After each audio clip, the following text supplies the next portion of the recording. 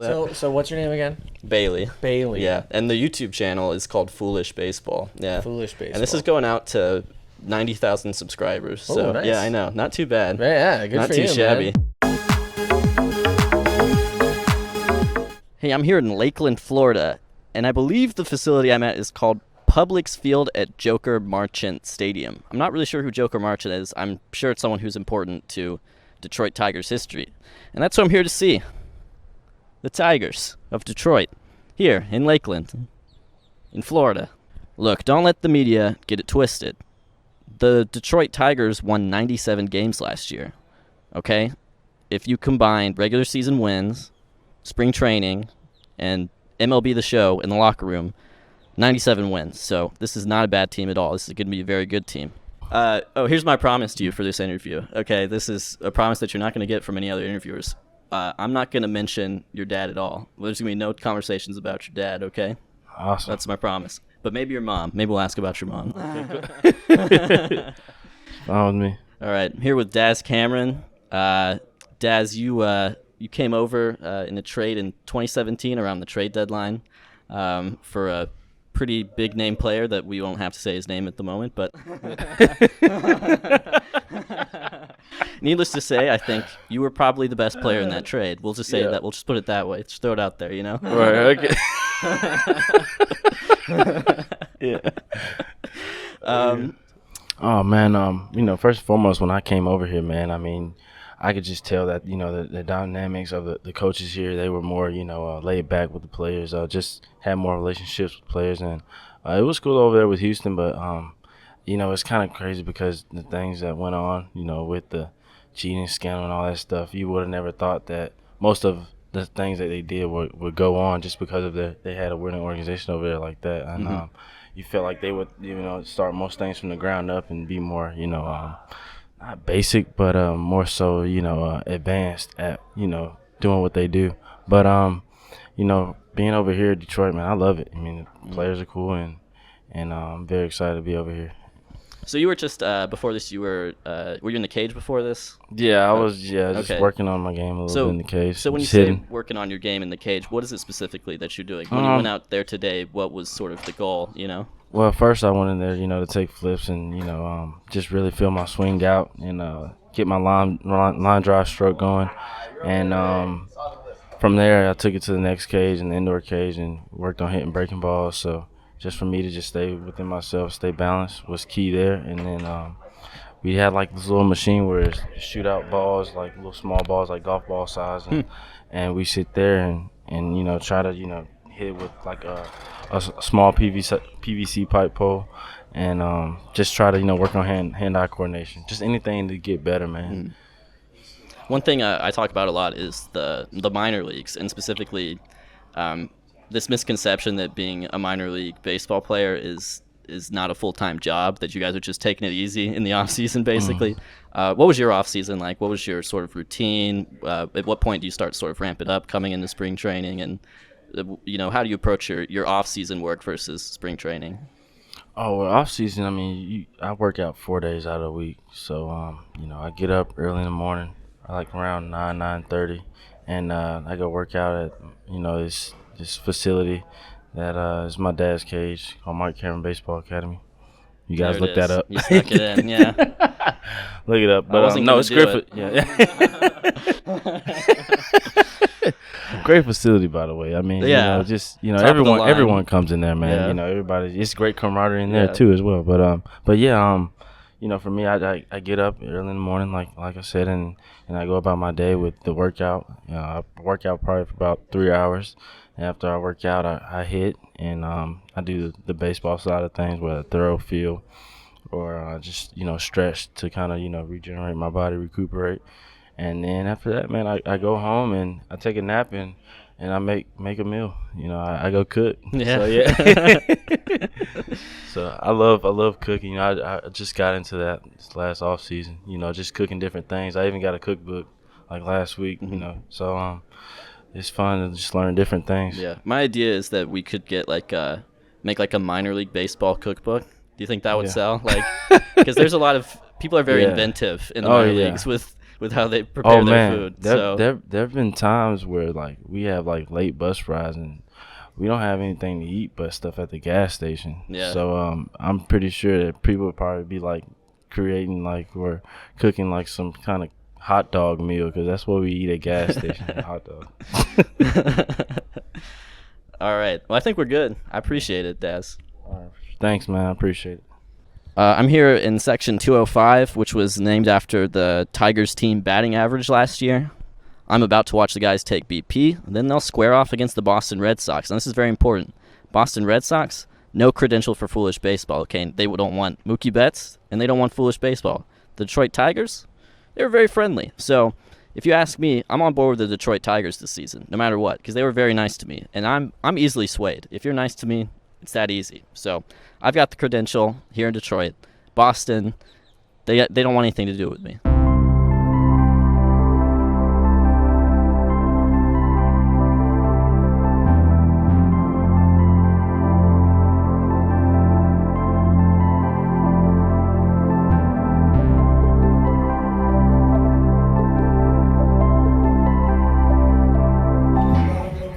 Guys, I've been searching far and wide. I'm looking for Mookie.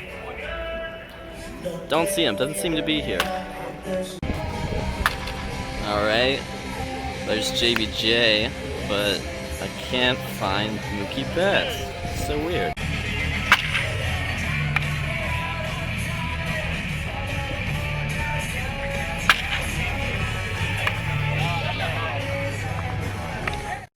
So, I'll tell you what, let's just go ahead and segue in. Right. What do you like to watch on YouTube? Mostly what I watch on YouTube is concerts. Yeah. So I really like live concerts of musicians, or if I find a new band or something like that, I'll always go on YouTube and search them live to see if they're actually any good or if it's all studio produced, Yeah. And so that's kind of how I find some of the bands that I really like, actually, because those concerts they do like full concerts on YouTube. It's very useful. Yeah. Are you like a Tiny Desk kind of guy? I love the Tiny Desk concerts. Love them. I don't think I know anybody at this point who likes music who doesn't like the Tiny Desk concerts. Right. You know what I mean? I mean, you got to watch them because all your favorite artists are doing something.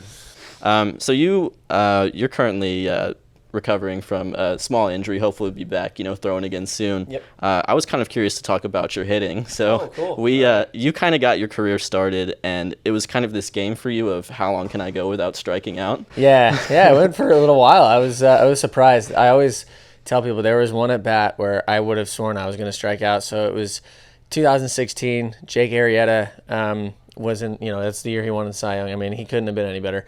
And I faced him in Wrigley Field, and the first pitch he threw me was a sinker that I thought was going to hit me, and then it was right down the middle, and it was like 96, and I was like, I have no chance of hitting this whatsoever. There's no chance. Second pitch, I hit a one-hopper right back to him, and I was like, yes. Yeah.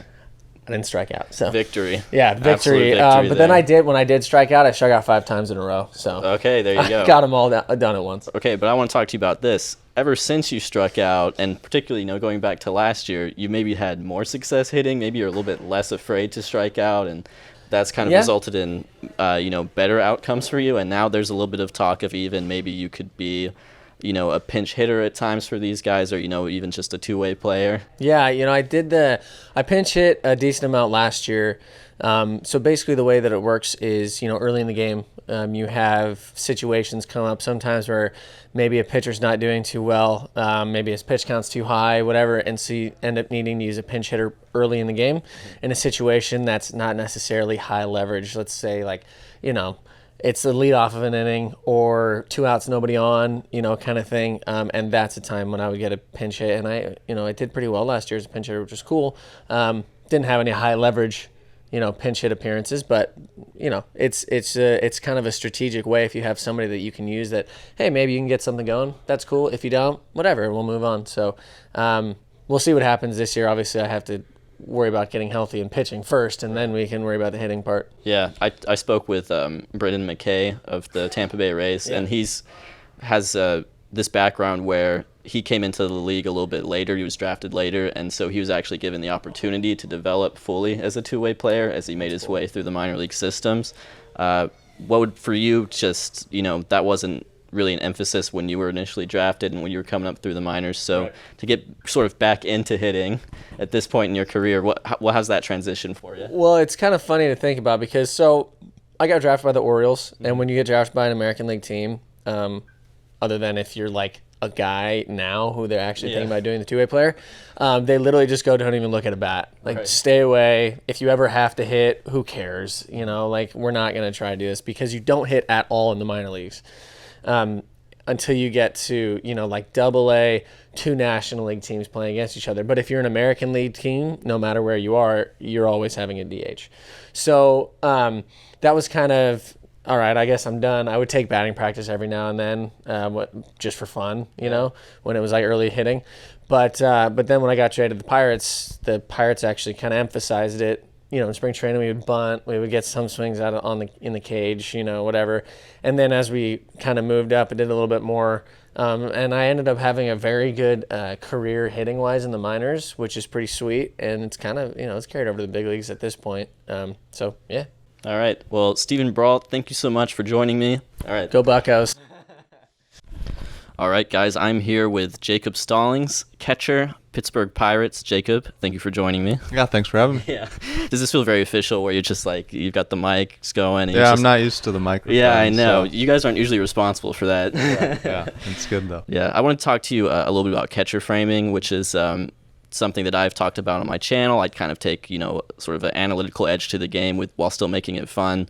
I did a video recently about Jeff Mathis, who's another fellow catcher of yours, but your framing metrics are also very good. Is that something that you've been a natural for, or is that something you've sort of developed over the course of your baseball career? No, that's something I've definitely feel like I've developed really since last year. You know, to me, a good framer or a good receiver was somebody who just didn't have pass balls.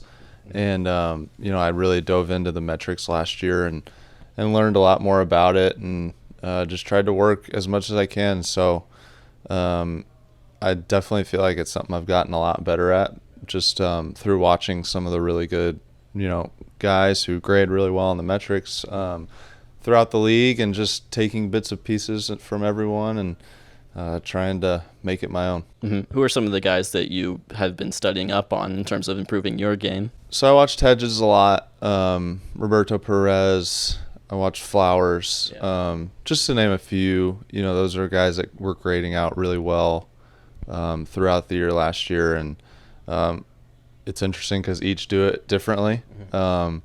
So once I kind of, you know, everyone has some similarities, but you know, each guy is different, and so that stood out to me as being very interesting. Sure. So last year you got significant playing time in the majors, and now you're coming into this spring training with that experience. Is this spring training different for you with that experience under your belt? You know, you're kind of a lock for the major league team. You're just in a good position. How is this spring training different from previous ones? Yeah, it's been nice for sure. Just, you know, knowing where I'm going to be during the season. Yeah. That's you know, maybe a minor thing to most, but it definitely makes things a little easier. And then just preparation wise, you know, knowing which coaching staff you're going to be with. You know, I was up for basically the whole season last year, but there was still some question about where I would be, when I would be there, and that sort of thing. So it's been nice to just be able to come in, get my work done. Still not taking anything for granted, obviously, trying to get better every day, but it's been nice to have a little bit more of an idea of what it'll be like this year. Yeah, you've mentioned the coaching staff, and we're kind of entering a new era of Pirates baseball at the moment under new manager Derek Shelton. What is he doing that's maybe different from the old regime, and how has that sort of impacted you? You know, I don't know that I like to look at it as different from the other regime as much as just he does things the way he does them, and the old regime did it the way they did it. You know, I don't want to get into talking about better or worse or anything like that. Certainly so, not. No, yeah. So not that you were getting at that, but Shelty's just really good with people. He's very open. He's very a very good communicator. He relates well to players. And I think that's so important in today's game because, there's always been different personalities on different teams, but I think even more so now it's so much more about keeping the clubhouse in good spirits and together. And Shelty just does a really good job of all that. And it's been fun. It's been a fun camp, and he definitely wants to create a fun environment. So it's been enjoyable to be around. All right, well, that'll do it for this. Jacob Stallings, thank you for joining me. Really appreciate it. And go Buckos. Hey, it's me, Foolish Baseball, at a location that I will soon reveal. My Pirates experience was very good. It was not typical. There was no game that day. Well, there was, but they were traveling up to Dunedin to face off against the Blue Jays. So basically, I was just there for an hour to interview some players. You don't really get any, press box experience, no ballpark experience. That just wasn't part of the deal. But it was good to talk to those Pirates players, Stephen Brault, Jacob Stallings, and I definitely wish them both luck this year. All right, guys, I'm just chilling. Cool Today Park, Northport, Florida, spring training home of the Atlanta Braves. This is a brand new facility. They played sort of an inauguration game here last year, but this is the first year they've really used it. Had kind of an interesting day. Just couldn't score an interview, couldn't get the setup right. I was able to get into the clubhouse, and even though I don't really have any footage of it, I'll describe to you what happened to me. I talked to Luke Jackson about his venture into esports. He said, don't do it. He's had a good time with it, but that as far as profitability, not quite there for him. He said that he respects the job that Alex Anthopoulos is doing, now having been a GM of an esports organization. I also talked to Charlie Culberson. We talked about all the things we have in common and how cool we are, and how we're all both very handsome and extremely good looking. We're both 10s. Some of that didn't actually happen, but we do have some things in common, and I did meet him earlier, so it was good to see him again. I saw Chipper Jones eating in some sort of break room next to the clubhouse. There was a clear line of demarcation I did not approach, but I'm looking forward to seeing him on the broadcast, Wednesday Night Baseball on ESPN. The disappointment I'm feeling having not been able to land that type of interview for you guys is big. It's more for you guys than it is for me. I had a great time. I saw all these cool players. I saw Acuna and Albies just hanging out, I do feel a bit as if I've come all the way and just right when I needed to perform the best, allowed 10 runs in the first inning. This has been an abusive relationship all my life, basically, so this is not a new chapter. All right, let's get to the press box Wi-Fi speed test. I know that's why you're all here. We're going to crown the king today. Swung, line drive, left field. One run is in. Here comes Green. Here's the front of the plate. He is safe. Braves win. Braves win. Braves win. Braves win.